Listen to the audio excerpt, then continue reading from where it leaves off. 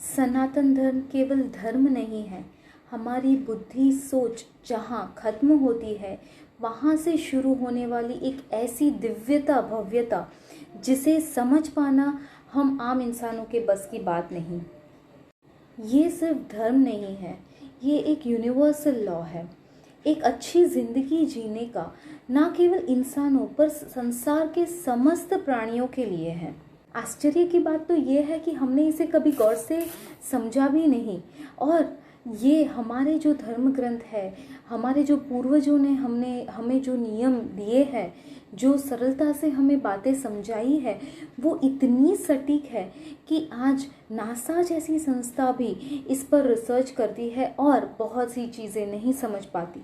विचारों के लेवल पर, विज्ञान के लेवल पर, अनुभूति के लेवल पर कोई इतना सटीक कैसे हो सकता है। उदाहरण के लिए ये बात हमारे सनातन धर्म की कि ईश्वर हमारे भीतर ही है और उन्हें पाकर ही हम एक असीमित शांति और आनंद की अनुभूति ले सकते हैं। इसी बात को साइंस आज मेडिटेशन हीलिंग के नाम पर हमें समझा रही है। अब वेदों की एक सिंपल सी बात, अहम ब्रह्मास्मि, यानी कि मैं ब्रह्म हूँ, कुछ ना समझ नाबालिग लोगों ने इसका अर्थ ऐसा निकाला कि मैं ही सब कुछ हूँ, और उसी प्रकार से उन्होंने उसका प्रचार किया। और हम सनातनी धर्मी हमारी विवेक बुद्धि का इस्तेमाल ना करते हुए उनकी बात में आ जाते हैं।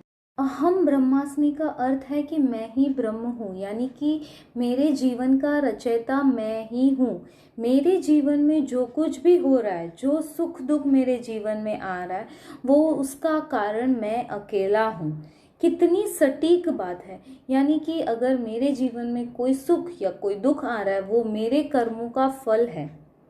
कितने महान लेवल पर इस बात को समझाया है, लेकिन कुछ ऐसे नाबालिग लोग हैं जिन्होंने कुछ इस तरह से प्रचार किया और हमने ये बिना सोचे समझे हम इसका कोई और ही अर्थ ले लेते हैं।